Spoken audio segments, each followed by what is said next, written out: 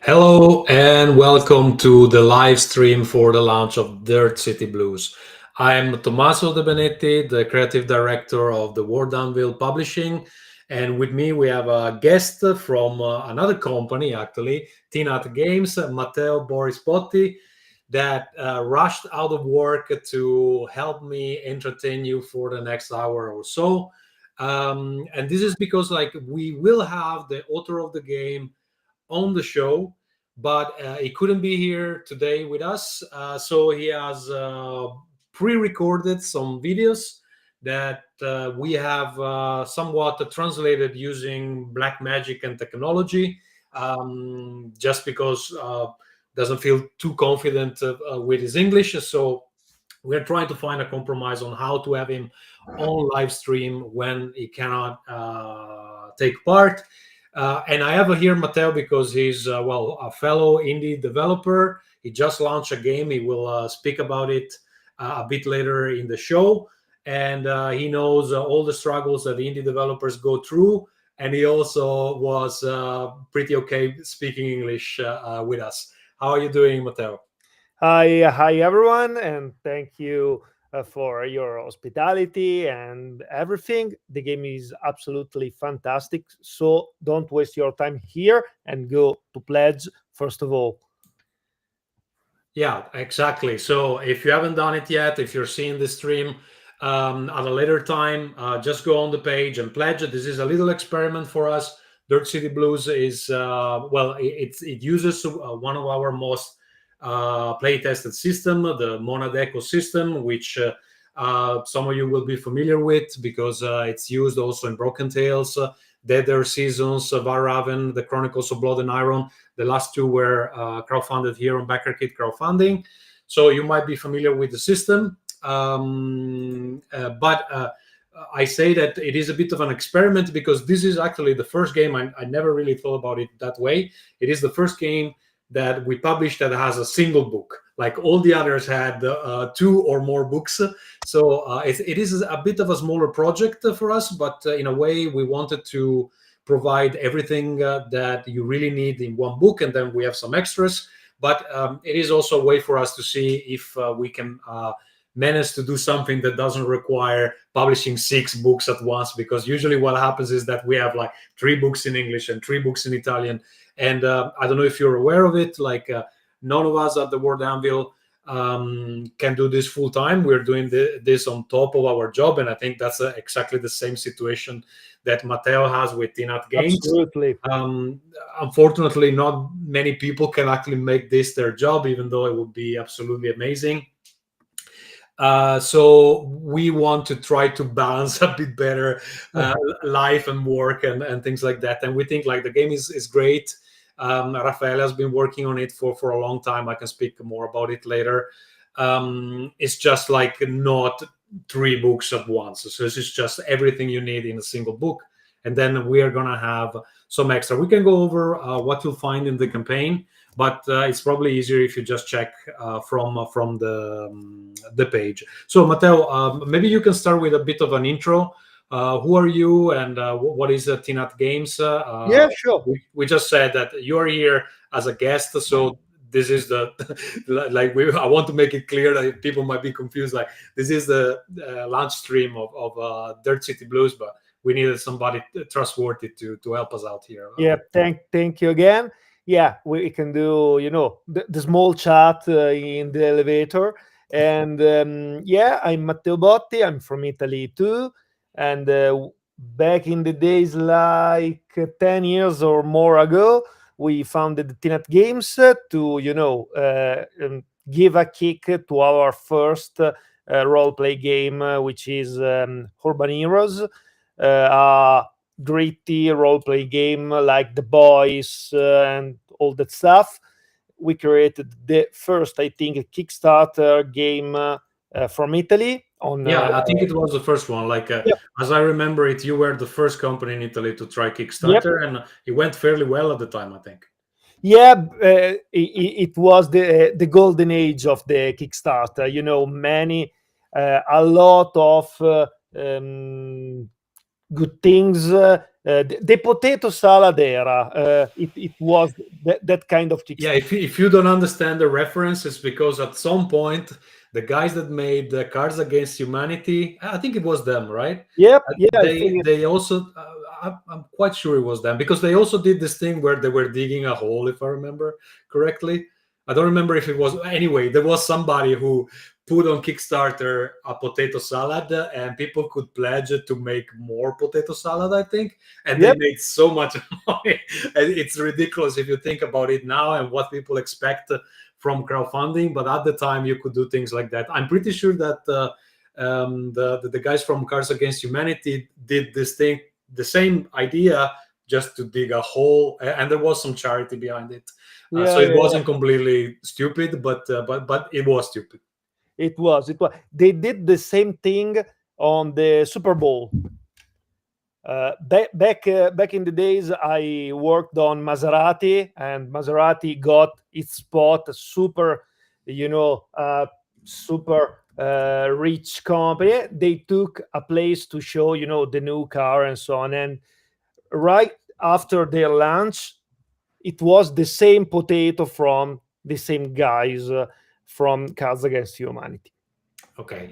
So while I entertain the public, if you can check your microphone, you're a bit low. Yeah, I I can can. raise the volume a little, but not too much. So maybe you Yeah, can do it yourself. Okay, so we were saying Raffaele Vota, which is the author of Dirt City Blues. First of all, I want to tell you how I know him. When I was a teenager, he was one of the first designers that published something in Italian, some original game in Italian. Because at the time, we were discussing about it the other day. There were translations. For example, Call of Cthulhu was around, Stormbringer was around. I think Vampire was around, and the classics. D&D, of course, was around, but there wasn't much coming out from Italy. But mhm. however, there was this little publishing company called Rose and Poison, and they had a couple of interesting games there. One that is still around is called Sine Requie. It has never been translated, but it's basically everybody in Italy knows what it is. And I think it has never been translated because some of the topics in there are a bit hard to adapt Yeah, for the public, because it talks about like the Second World War going in a different way, and then Italy becomes some kind of papal state, and then Germany becomes the Fourth Reich, and then there's the Soviet, Russia becomes this kind of mechanized Soviet thing. And I think they never translated it because they thought like some of the issues here are gonna be a minefield, so we're not gonna do that. But everybody knows that. I don't even know how many books of that series came out. They keep publishing stuff, and it's been over I 20 years, think I think. I think 30 or maybe 40 books. Yeah, I stopped at some time, but I was one of the early adopters, and I even published the one official adventure Whoa. in a book that they never reprinted, so it's super rare. Urla Okay. dal silenzio is called, like Screams from the Ah, it, Silence. Now it costs a The lot. very first one, they never reprinted it, and then they did it again because they wanted to. At the time, it wasn't common. Like internet was barely working. It wasn't common to try to involve your community, but somehow through some forums they managed to get people to write adventures. And me and Federico Scatolin, which is one of the authors of their seasons, submitted one adventure for that book, and it got published. So that was the beginning of my publishing activity, actually, in the role play scene. But anyway, another game that was published by Rose and Poison was a game called One Shot, One Kill, Mhm. which is the first game of Raffaele Botta, the same author of Dirt City Blues. And he says that it was the infamous One Shot, One Kill, which friendly we call Ozok, like the first capital letter of every word.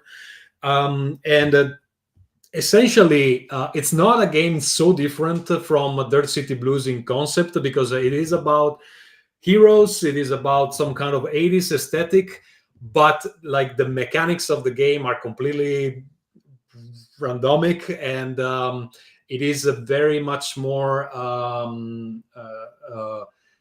let's say the tone is much more funny. Like it is about making stupid shit happen on Mhm. screen, uh, taking the movies from the 80s as an example.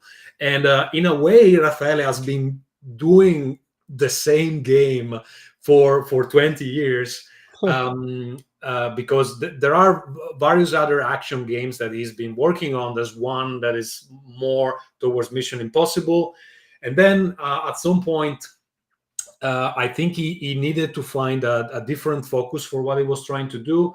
And I had the pleasure to try a playtest version of Dirt City Blues, which at the time had another name. I can't even remember what was the original name. Unfortunately, he's not here with us tonight. But so I tried that version, and it was running on Cthulhu Dark, on the Cthulhu Dark system. But somehow he wasn't happy with it. And then, well, I gave him some feedback, and then he kind of disappeared. And after a couple of years, he came back because one guy from our community that really likes Valraven told him, listen, they released the SRD of the Monad ecosystem. Take a look, because it might be a good fit for what you have in mind. And he did. He read it. You can download it for free. There's a link in the campaign if you're on the campaign page. And he said, okay, I will try to make this game for the Monadeco. And then after he did some work, we started speaking again, and I liked what I saw, and it was really a good fit for the system.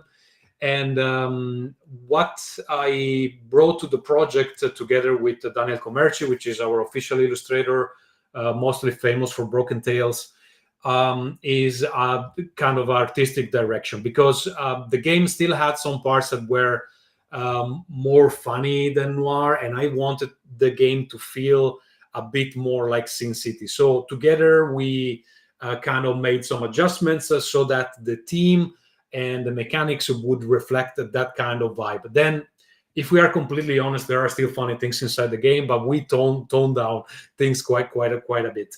And yeah, in the beginning, like, we had many discussions on how this game should look, but ultimately I was the one making the mood board. Like, I wanted to look like it to look like this, and then Daniel took my ideas as a non-artist, and then said, listen, let me work.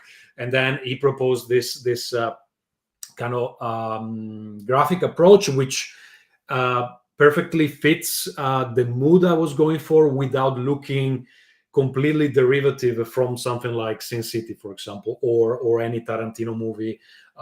Like, it has its own personality, and I think this is something that I really try to implement in every game. Matteo, so you're gearing up for there's a big event happening next week in Italy, the Luca Comics and Games. It's quite international. Please don't talk about Luca Comics and Games. The other half of Tinat Games tonight is headed to Essen. Essen. Okay. to Spiel.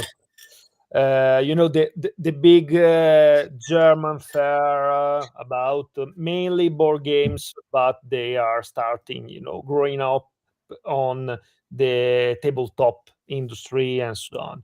So the other half is going there, and me the next week, of course, will pack everything, and then we will go on the south in Lucca Comics and Games, of course. And for us, it's From the south, like it's in the middle of Italy, to be it's in the honest. middle. But Yes, for I, you, I, it's the I south. come from the north and go south. But Tommaso, I think that this is the last year for us on Luca Comics and Games. Really, do you want to tell us why? Is it a matter of you're getting too old for this shit, or Yeah, first of all, I'm getting too old for this shit, and second, the cost is doesn't make sense? Well, okay, this might not be the best topic for this stream, but there are many discussions about the Italian events, gaming events, costing more than international ones that yeah. are probably more profitable. I think now I don't know if you have the numbers, but Essen doesn't cost much No, much no, no. more, and there's more people. There's more, like, it Yeah, makes more sense as the place to be. Essen cost less for sure, because Lucca for now is the most expensive fair I ever met in 10 years. So it's just a no game for everyone. Yeah, and I saw on TikTok, I think, a cosplayer girl, that was talking about, and the topic was, with the same money, I can go a week on New York Comic Con. Yeah. Okay. So this is an Stay issue. there, at the center of the nerd world. Yeah. This is an issue for Italian events, and it would be nice for us to be more present abroad. But of course, as you teach me, it's sometimes difficult to bring all your inventory with you. And the Yeah. moment you try to exit European Union, then somehow there's tariffs involved. Like, you have to get your inventory through customs and then hope to bring it back. So it starts to become so expensive that almost makes no sense to go anywhere else unless you can print in that country. But because we are small indie game developers, you just do one print. Usually you don't do Yep. one per country, or like, it doesn't, like, the math doesn't math, right? Anyway, we have the first comment. I think I can put it on screen. Let me see. Yeah. Top game. I love the atmosphere. Thank you, David. Okay, so I think it's a good time now to introduce Raffaele Vota with his videos. So it's going to run about 4 minutes, and to make it more interesting, like, I pre-recorded some questions that I think people might have about the game, but they are too shy to ask. So I'll try. Let's see. I think I'll try to read them aloud, and then he will answer. But keep in mind that this is a pre-recorded video. It's not super interactive, so we need to listen to what he has to say. Hello, everyone. I'm Raphael Rahman Vota, the author of Dirt Blues. Unfortunately, I can't take part directly in the live presentation of the game, of the project, but thanks to the powerful means provided by the Wardenville, I'm still here with you. Okay, the first question is, what inspired the though hard-boiled atmosphere of Dirt City Blues? So I'll start from the end. I want players to feel just like they're tough characters caught between a rock and a hard place and forced to make difficult decisions. I'd like them in some way to bring out their own opinions regarding the many dilemmas and problems that the tough characters will be forced to face. And then who truly knows? Maybe during the comprehensive end of session debrief, which is also a very important and integral game mechanic, everyone involved will undoubtedly come away feeling somehow enriched. Through meaningful dialogue and the various insightful comments they'll thoughtfully share with each other. And this is why I somehow love noir atmospheres, where sometimes people, let's say more or less ordinary, are instead forced to make extraordinary decisions that can make a difference and influence contexts much larger than those they're used to living and acting in. Okay, as you can see, Raf has a plaster on his nose, and that's why that's because he has been defending the city from goons and scum. So that's why he couldn't be with us today. The second question I'm asking him is, Dirt City Blues seems like a tribute to classic TV shows. What are the themes and cliches from those shows, and how they influenced the game the most? Certainly, if we look at TV series from the 80s, but also the 90s, being able to work as a team was very important. Despite the various and quite obvious differences among all the individual members, they always consistently managed to find a way to ultimately reach the end and effectively solve the complex issue. In my case, in the case of Dirt City Blues, the problem, which is what the game's adventures are called, you could clash, you could argue, you could even get into fights, but in the end, you knew how to work together to do the right thing. The problem, but also the beauty of it all, is that each hero or anti-hero on the team could be led to think they were the only one with the solution in their pocket, and therefore believed they understood how to resolve the situation in the best way or with the best compromise. Then there's the aesthetic of that era, the 80s, which in my opinion still has a charm that's recognized and recognizable even today. There were fewer resources. Everything was much less accessible than it is now. You really had to hustle. I mean, forget about the internet. Plus, you had to know who to move with and who to talk to so you wouldn't waste time, or worse. Above all, you had to make sure you always had a handful of spare phone tokens with you. Okay, so you might see some weird poses during when he's speaking, and that's why that's because we're using software to translate what he's saying. I did my best with the editing. I know it doesn't always look supernatural, but I think this is much better than him trying to learn English just to answer the question. So I think this is fairly understandable.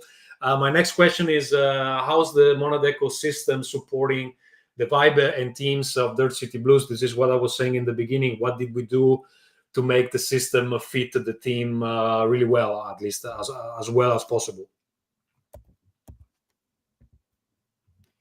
Well, the primary thing I've always genuinely liked, not just merely liked, but what truly and profoundly convinced me to ultimately utilize Monodeco for the development of my game, is the remarkable fact that it somehow quite ingeniously turns the classic and established paradigms of traditional role-playing games completely on their head. You're not completely at the mercy of the dice as a player. Instead, you can choose how much to risk to get what you really want. So, you set yourself a goal, then you decide how many dice to re-roll and basically how much to invest in that action. Another significant thing that most definitely worked in the system's undeniable favor, and now it's truly golden, one of my absolute favorite and most cherished systems, is the Sacred Oath, which, as we will clearly and thoroughly see, will meticulously guide the character's entire and arduous path, help to precisely determine how far they have truly come in their ultimate and final revenge, and profoundly shape the intricate development of all their crucial relationships. For this reason, in Dirt City Blues, relationships are perhaps even more important than in other games that use the same mechanic, and in fact, I've divided them into a whitelist and a blacklist. It's up to the players to decide who to put on which list and for what reason. So on the whitelist, we'll have the people who, for them, represent their emotional lifelines, their loved ones, the people they consider trustworthy. On the blacklist instead are the bastards who need to pay, who have wronged them, who have caused them pain, someone they care about in a negative way. Okay, I think we can go back to being just me and you, Matteo. We have two more of this kind of cameo videos from Raf, but let's split them so it doesn't get like it doesn't become too. They are very, very good, but the language seems like Italian mixed with Russian, German. Yeah, the accent is a bit funny, but the funniest thing of all is that you don't have much control on how you can edit what he's saying. But one thing that I noticed is that it does say what he was saying, but he uses this really archaic words, or like it is not so. It makes him sound like a philosopher or something, but like I don't know exactly why they use that kind of translation, but anyway, it was important that people could understand what he was saying. It's just funny because he's much more I don't know exactly how to say it in English, but like he just uses some more friendly language usually. So anyway, Matteo, I think maybe this is a good time. You have a new game on Kickstarter. Yeah. It's quite different from the games you've been doing recently in the past years that were all about like big tough guys trying to kill and Yeah.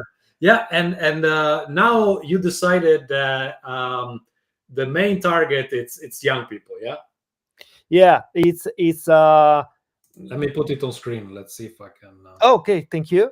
Yeah, on your own is the last thing, but we always want to um, uh, we always wanted to create a link with our customer. We want to bring people to the table, and in this case we want to um, bring new kids really uh, to the table, because we have a lot of friends. I don't have kids, but we have a lot of friends with little kids, little childs, and so on, or nephews, and so on. And they always talk to us, discuss about uh, parenting things, etc. uh, and the idea for my friends is to bring the kids back to the table with them. So I want to to do the master for a small D&D campaign for my son and his friends. I want to create some laboratory or some experiment with the kids on my town, etc. And on your own is that kind of game. Very easy, very narrative. The system is in open source, like yours, I think. So Yeah, everyone, we have Creative Commons. yeah. So everyone can use it for to create his own game. And another things, the game is split in two. The first part, you play as a lost children, something like Peter Panish kind of things. uh, Basically you woke up without the adults in your world. No parents, no dad, no grandpa, no grandma, and so on. And you have to survive on your own in your journey. You will meet new people, maybe some cute animals, and of course many creatures, and many dangers. And on the other part, we unlocked it on the second day of Kickstarter, I think. You play as an adult in a more gritty and more typical for us kind of play. You on their own, you play as an adult in a world without children. I don't know if you saw the movie Children of the Man, I think in Children English. of Men, yeah. Yeah, Figli dell'uomo in Italian. The one where the kids cannot be born, right? Yeah, yeah, it's something like this. If you're a pregnant woman or elf or a new woman and so on, your children just go in another place, in the place where the children are. And so this is of course the basic idea of the game, a journey that um, must create a link between the adults and the child. Okay, so just one last question, then we go back to Yeah. speak about the Dirt City Blues. Is that you guys have been working on science fiction, superheroes, then you try board games, so you have a couple of board games. Some of them also have like some kind of very friendly looking graphics, like Pug Quest, where everything is a dog, pretty much. Yeah. So you're trying to widen the portfolio, no? Right? Yep. Sure. I think is a good and clever idea. I really dig and I really love those company which create just one product. For example, in Italy we have someone to, but they are black, they are green, they all create just the same game again and again and again and again. I really dig them and I really love them. But if you want to, create a catalog for in event, or if you want to create new customer, you have to use different voices, I think. Okay, I completely agree. And I mean, I wouldn't say that Dirt City Blues is so different from the rest of our portfolio, but it is one first step into something that could also, if you wanted, be a little bit comedic. While the rest of our portfolio is pretty grim. We have like a horror with Broken Tales, we have survival with Dead Air Seasons, we have a really dark fantasy with Varraven. Our first game, which isn't translated into English, Nostalgia, we called it nihilistic science fiction. So I think maybe because at this point I have two kids, we're trying to not really get out of what we're doing because I kind of still like it, but also widen a bit the audience, because we don't want to sell the games only to sad 40 years old.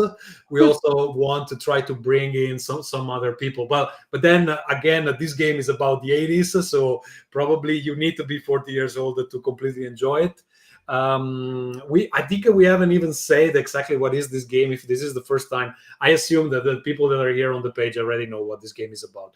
But this is a game where you are a bunch of heroes that come out of somewhat retirement, air quotes. You had your glory days are behind you, and at some point you decided to take your gun and just put it in a drawer and do something different with your life. For those who have seen Better Call Saul, you know that at some point after the events of Breaking Bad, he goes and like with a different identity, he goes to work into a donut shop.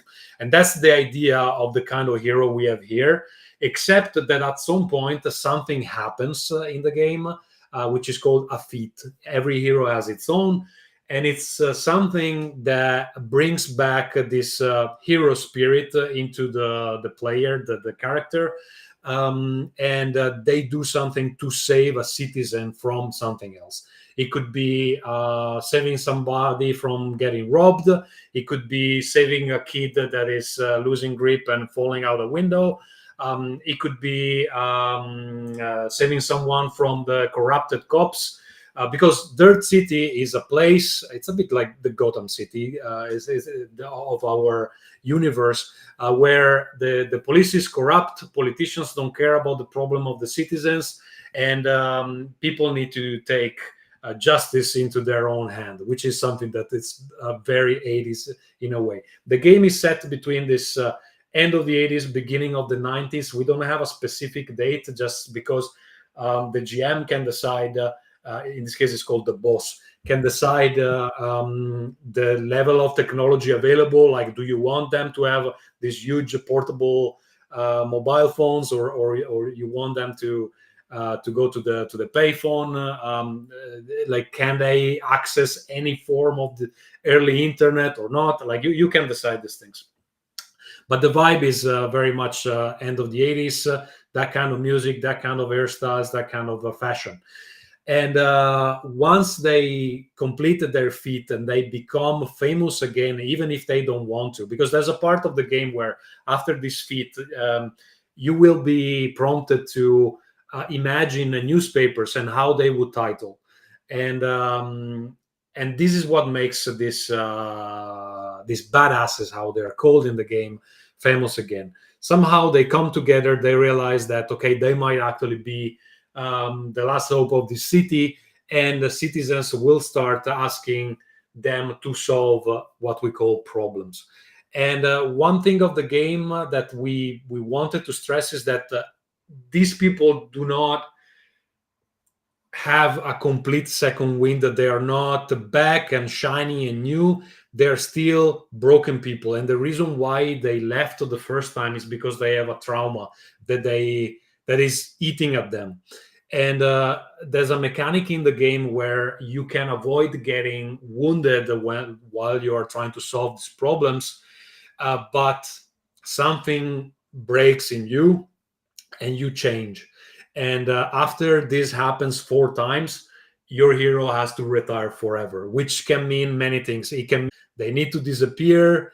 They sacrifice themselves in one last heroic act, or you can decide exactly what happens. But we wanted them to be able to work through their trauma and bring their trauma into play. It will have a function in the game.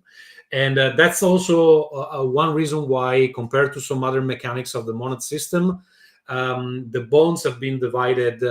Mona Echo, sorry, the bonds have been divided between a white list and a black list. The white list are the people that can regenerate them mentally and physically in a way. They're anchor to this world. And then there's the blacklist, which is the list of the bastards that need to be eliminated, or they might be the cause of their trauma. And the people can move from one list to the other according to what happens in the game. You had a question, Matteo? No. I think it's a very clever idea, and now it's a thing. The old hero retired, which is trying to create his new life, but nothing works very well, and so on. I saw a lot of movie on this thing. I think it's the good time to Well, I create. mean, it's nothing new, because if you watch Die Hard, even the first one, Yeah, it's about somebody who's divorced and needs to kind of figure out how to somehow conquer again his ex-wife, I guess, and then he becomes a hero. So it's nothing new, but it's a theme that can resonate somehow with a bunch of people. yeah. If you see Red or Expendables, it's all about this topic.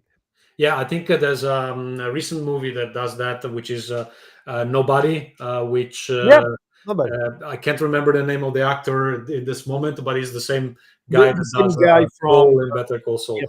So, and he has this kind of dynamic. So yeah, that's of course the references are very cinematographic, and also we are looking at Tarantino movies and the kind of heroes and characters that are in his movies, which are not somehow explicitly comedic but end up doing stupid shit, which is funny. So that is also a big reference for this game. I think maybe it might be a good time for the second video of Raf, and then I have something else. Let's go to that first. Okay, can you explain what strain is and how does it affect In gameplay? Nomad Echo, or rather in Nomad Echo, it's known that a tough guy can only take a certain number of physical and emotional injuries before seriously risking their life, or in any case, ending their career prematurely. The Ogramento allows you to go beyond this limit and manage to get by, but at the cost of making even more compromises with yourself. So just as a clarification, he meant strain in this specific point, but the translation software couldn't figure this out, so I had to put some notes there. Because every time you mark a Levramento tick, and there are 4 of them, a bit like the tradition path in Valarave, if I remember correctly, every time you mark this cursed tick on your sheet, you will change, because your way of seeing things will be different. You saved yourself, but at what cost? Something inside you has changed, something has broken, and this will affect the way you play tough, so the way the player interprets toughness. And all of this is wonderful, because even as you role play this change, you have the chance to evolve your character mechanically, so you can gain additional experience at the end of the session as a result of the problem. Okay, next question is what behavior do you expect the mechanics to elicit at the table? So what are we going for, basically? I already said before, taking care of your relationships on the whitelist. That is the people you care about, the ones who make you feel good. is essential. And in a certain sense, it's also important to try to understand how your opponents, your enemies on the blacklist will behave and then act accordingly. Maybe, who knows, you might eventually discover that the tough ones and the adversaries aren't really that different after all, that their enemies on the blacklist are just tough people who, in the same situation, made different choices. So in the end, they're not really that bad or that different from the tough ones. So yes, there are always difficult choices to make, but there's also this sort of natural and consequential evolution of relationships, which in my opinion is another important and central aspect of the game. So when Raffaele says tough ones, he means the badasses. Tough ones is the literal translation from Italian, but in English we chose badasses. The next question is how does the game compel players to portray complex and often imperfect heroes? This is what I was talking about before. Let's see what he has to say. The game encourages players to portray these complex heroes by simply giving them essential information about who they were, who they are now, and who they would like to become, while leaving them complete freedom in their choices and interpretation. It's not important to reach the end of the problem, because as you follow the trail of clues that will appear before you, you will eventually arrive at the problem that is at the heart of the issue and the central dilemma. Then it's up to you to decide how to face it and how to resolve the matter. The entire system as a whole is meticulously designed to actively involve the influential connections of the tough guys in addressing the core problem, and consequently to intricately intertwine various secondary complications with what will ultimately become the primary and most significant challenges of the overarching issue. So whether they like it or not, in addition to trying to solve the city's difficult problems, they will also have to deal with their own personal issues in an escalation of situations that will force them to face ever greater challenges and increasingly important dilemmas. This won't just be for the city or for those who need them, but also for themselves, to avoid losing their own connections, to not betray their friendships, and to prevent their enemies or supposed enemies from harming the people they care about. Okay, so this was the second video. Matteo, did you follow closely? Yep. I'm gonna ask you questions. So No. I'm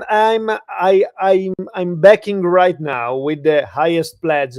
thank you. Maledetto te, quell'altro là. Okay, so he's just cursing me. One thing I had prepared for this live stream is an explanation on how the main mechanic of the game works. And for those of you who have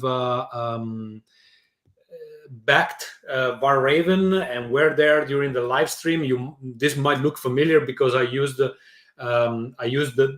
old presentation as the base for this, because it's very similar in truth. So I just want to explain it for the people that are not sure. Okay, how does this work? And the main mechanic of the game are the checks. In some other games, they're called tests. It's the same thing. And you do one when you describe something that your badass does. And of course, success is not guaranteed. It might be threatened by an NPC or a threat, or when you're trying to defend yourself, trying to avoid either consequences or wounds. And in this game, you start describing how you do something. One thing that makes this system very different from other systems is that you don't say what you do, you say how you do it. It's a small difference, but it makes all the difference in the world. Because this if is you great on the table. Sorry? This is great on the table while you're playing. And you, sorry if I interrupted. No, go ahead. I think this is the main important things today, because we have a lot, how to become the best master around, how to become the best player, and so on. But this is the thing. You don't need to, as you said, I hit the goblin or I hit the enemy, and that's it. I roll and he takes the damage. but I need to create something shared with the GM and shared with the other player. And this system can help you doing this. Exactly. There are some pretty solid mechanical reasons to do so, because this is a game about fictional positioning. So the GM needs to know how you're doing things. And in this case, the example was, you, as Matteo said, you don't say I hit the goon on the head. You explain how you approach the goon and how you use the things you have on you or the environment to hit him. And now I have some examples that I want to show you. So first of all, the system works like this. First of all, you learn the opposition level of an NPC or a threat. There are only three. It's either easy, medium, or hard. Easy is 3, medium is 5, and hard is 7. And then you decide, in accordance with the boss, a relevant attribute. This game only has 3. They are vigor for the physical things, readiness when you need to be fast or think on the spot, and sagacity when it's important to understand how wise or intelligent you are. So to describe the same action, I hit the goon on the head, I made 2 examples, one with vigor and one with sagacity.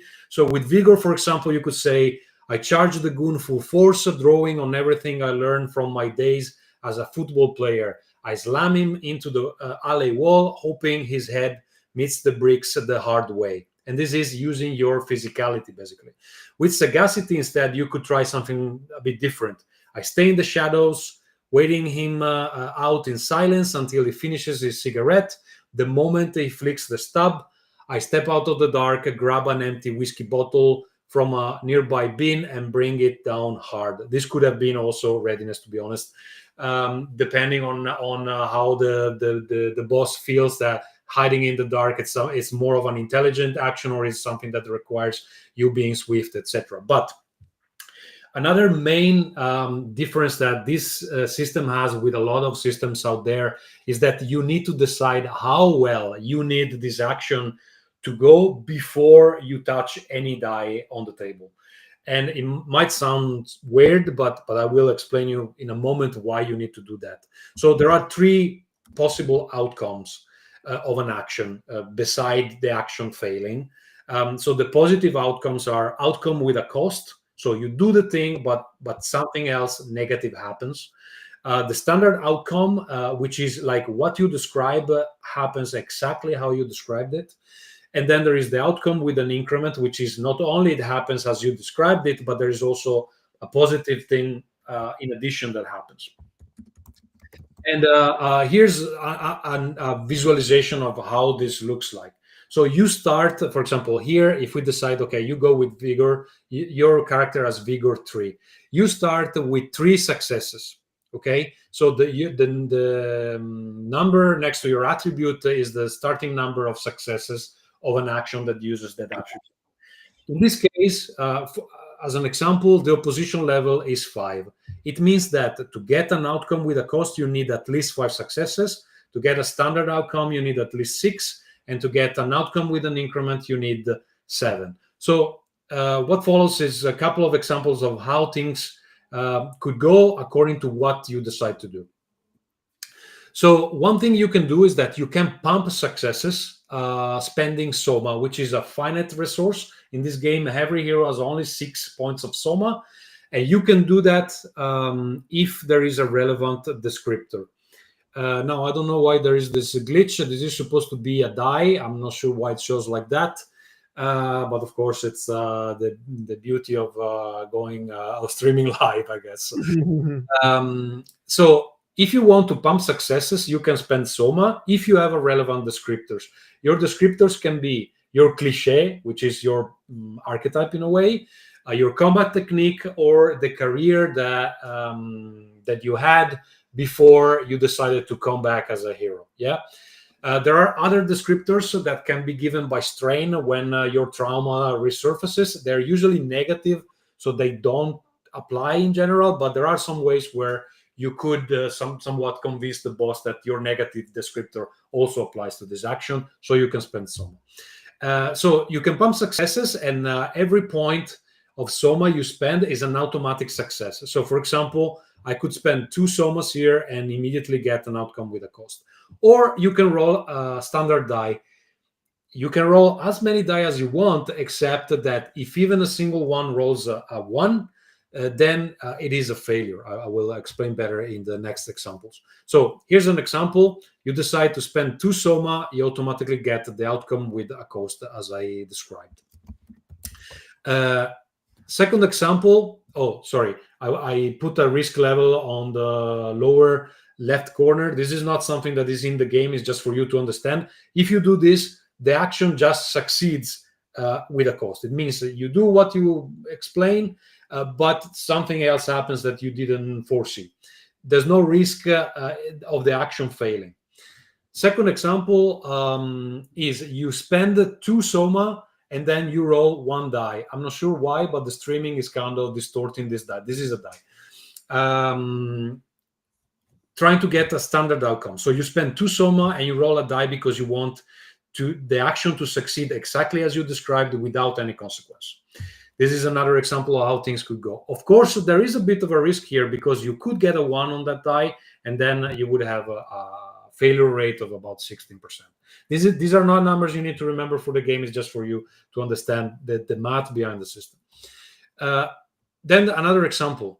You could decide to spend only 1 soma and roll 2 dice to try to get to that standard outcome. Of course, this preserves some of your soma, but the risk level is higher. Now, here it is supposed to say something about 30%. I forgot and I left the 0%. But it is like the more dice you roll, the higher is the probability of failing. And then, of course, there is the riskiest scenario of all, where you decide to spend no soma and just roll dice and go for an outcome with an increment because you feel risky today. And the risk level here is very high because I think it's over 60%. And of course, I also forgot to put the percentage here. I did this before the live stream, so forgive me, I forgot a couple of things. So in the game, there are 3 kinds of dice. There's the standard die, where all the result except 1 is a success. There is these in the picture, they are the white ones. Then there is the drawback die. It fails if it rolls a 1 or a 2. And these are dice that are added usually to your pool because of the gifts of some enemies or as a cost. They can be added. And then there are also advantage die, which are the yellow ones in the dice that we have in the campaign. That basically they cannot fail because 1 doesn't make the whole action fail. However, it counts as a neutral, so it doesn't even count towards your success level. So you might get a situation where the action didn't fail, but it succeeded at a lower tier than what you were hoping for. So these are like the 3 possible die that are involved in the game. I know this was very fast. Maybe you have to watch it again to understand it better. And this is a system that has given us a lot of satisfaction. However, it is easier to test at the table than explain. So explain like every game on the planet. To try to use it, and you will see that it has many advantages. Especially it encourages some kind of tactical thinking. Like, do I want to keep these resources for later? Do I want to use them now because I want this action to succeed? But then every action I will have after this will be much more risky. So there's some interesting element there that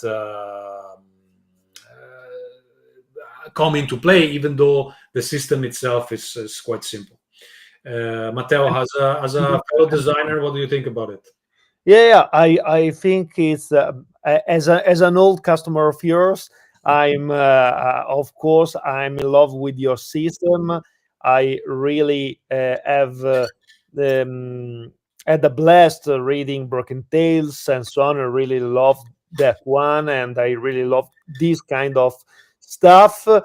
And of course, I pledge the highest pledge just for the dice because you you just have to play with those bullet die. I don't know if the name is correct, but the idea is really dice set. So yeah, it's correct. But I mean, like, you need to be cool when you play, right? So of course, yeah.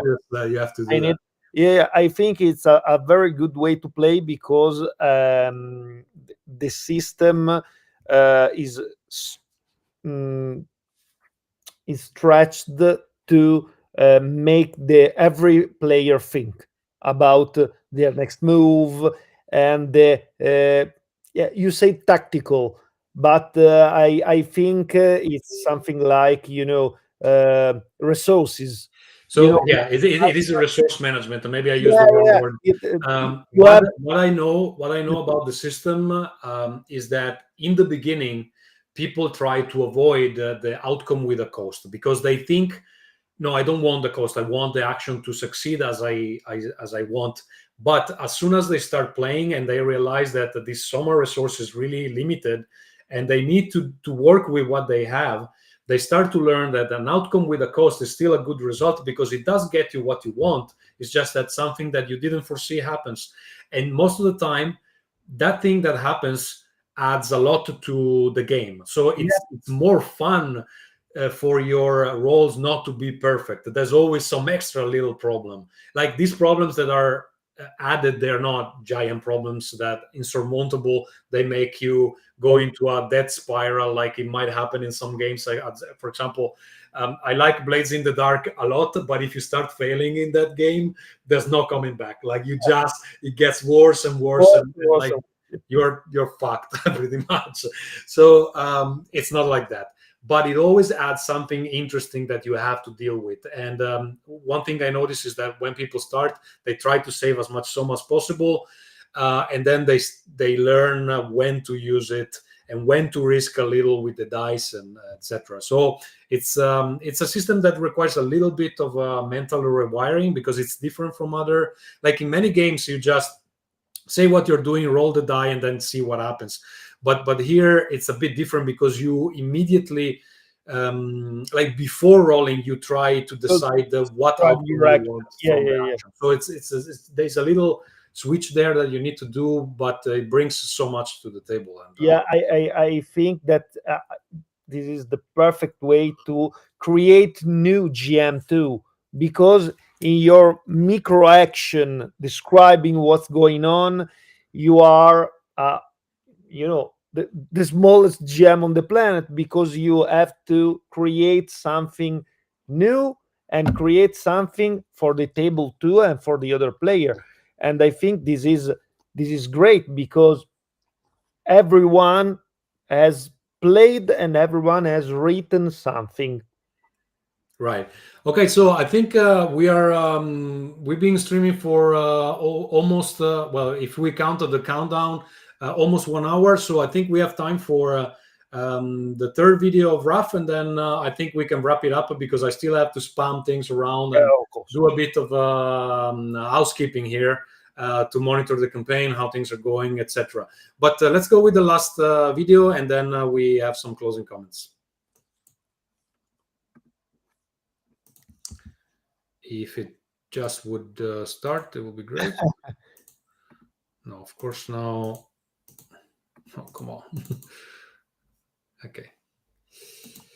Okay, so how does the idea of one final heroic act come into play for the badasses?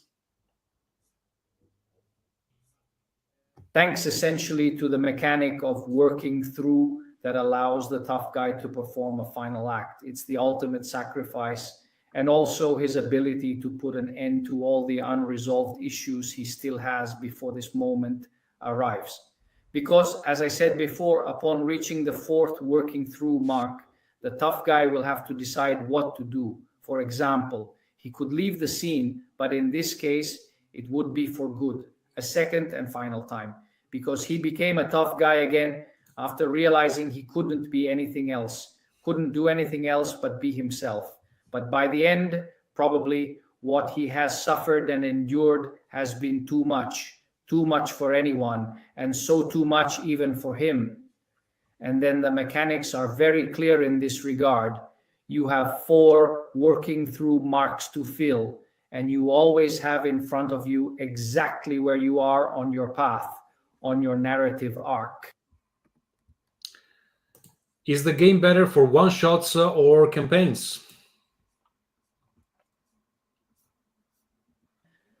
Both for single sessions and for campaigns. You can resolve problems and wrap things up just like in episodes of old TV serials, which were almost always self-contained.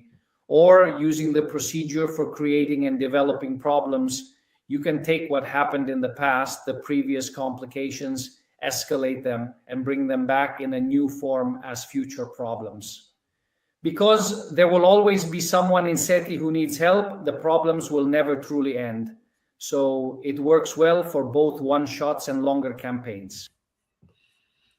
Okay, one thing that I can add is that in the book there will be a long chapter about how to create problems that feed other problems, etc. And also we have this dry erase map.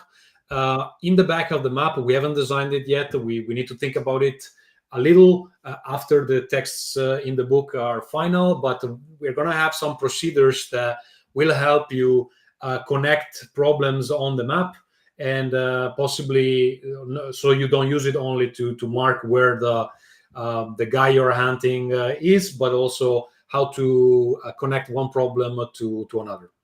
The next question would be, what were your favorite parts in developing the game, and what were the design challenges you encountered?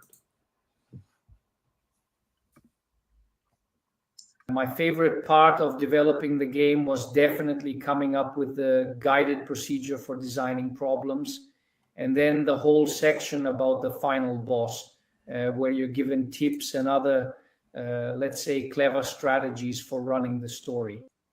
The biggest challenge, on the other hand, was truly turning it into a comprehensive system, starting from the original concept, which was quite different. Dozzetibus didn't initially start out with Monad Echo. However, the system reference document for Monad Echo is so exceptionally well written that in the end I managed to handle it all relatively quickly and efficiently, so I can confidently say there weren't any really major or significant challenges to overcome. Okay, what did playtesting reveal that surprised you? That everything worked well in the end. It actually worked well right from the very first times. It might sound a little bit bad to say this, not to brag, of course, but I probably managed to really, truly nail the core focus of everything, to genuinely understand the intricate system. And then for some specific things, let's say I took significant inspiration from already existing and well-established mechanics. For example, the logrammetto, as I previously mentioned, owes a great deal to the tradition path found within Valraven, so more or less I already had everything readily at hand. I just had to carefully contextualize it much better within the unique setting of my own world, in what I truly wanted to express and convey through my game. What does the launch of Dirt City Blues represents for you as a designer? It truly represents a milestone, the work of a lifetime. You have to understand and keep in mind that Dirt City Blues did not come about in just 2 years. In those 2 years, I completed, let's say, the final phase of playtesting. But its origins go back almost to the end of OSO, even around 2010, somewhere around there. I kept thinking and working on it. I'm emotional because honestly, it's like a personal and creative evolution for me, as well as the final project of a lifetime. So it's a matter of maturity. Before, I used to write games and stories that were much more lighthearted. So in Italy, we say cacceroni. I'm not sure how to say that in English. Fun, chaotic, that kind of thing. Whereas with Dirt City Blues, in line with my own personal growth, I've managed to write something more serious, more mature, and I really hope you'll enjoy it. Okay, final words. I want to sincerely thank all of you wonderful people who are showing such a great deal of interest in Dirt City Blues. I warmly invite each and every one of you to diligently follow the campaign and its entire exciting development. This particular game project is being exceptionally well received I'm personally taking it absolutely everywhere and consistently getting truly important and valuable feedback. So I genuinely want to express my deepest gratitude to everyone who has put their precious trust in me, especially the incredibly supportive Tommaso De Benetti from the Wardenville, and all the amazing people who have steadfastly stood by my side. There are simply too many individuals to thank individually, but you'll definitely see them all prominently listed in the acknowledgements at the very end of the book when it finally comes out. So let's go. We have an entire city to save, all together as one united team. Okay, and that was Raffaele Vota, author of the game, in this asynchronous translated version. This is the best we can do with our powerful means, but I think it went well. In the end, it was very easy to follow, and I think he's happy that in some form he managed to participate to the launch stream. Matteo, thank you very much for being with us. Thanks I to want to you. show once more the game you have on Kickstarter right now, which is doing pretty well. It's called On Your Own. Yep. So it's not on Backerkit crowdfunding. I don't know if I'm allowed to do Yeah. publicity to the competitor, but go It's on the other Kickstarter and check platform. it out. If you want to bring some new players to the table, or if you have I don't know, childish friends that might appreciate becoming kids once again. Matteo, any final word that you want to give to the people that are following? Yeah. I think that of course there's a lot of new game, fantastic IP, the game from the movie from my childhood or from the other things, but remember that it's very important to sustain indie developer in video games, in music, in movies, and in tabletop industry too, because of course we are no one, and we need your help to bring new ideas to the market, and so the market can steal the best idea from us and do a lot of money. Yeah, we will never be rich doing this. Okay, guys, thank you for following the stream. For those who see it later, thank you for watching it later. I need to go back to some housekeeping. I have things to post and emails to check, and people to discuss with on our Discord. You can join. Of course, I forgot to prepare like a link. Let's see if we have it here somewhere. No, of course we haven't, but it's on the campaign page. You should be able to find it. Thank you, Matteo, for being with us, giving me support during this difficult time. And hopefully the campaign will do great, and we'll be able to bring Dirt City Blues at best we can to the market. Thank you for following, and we'll be in touch through the updates and comments and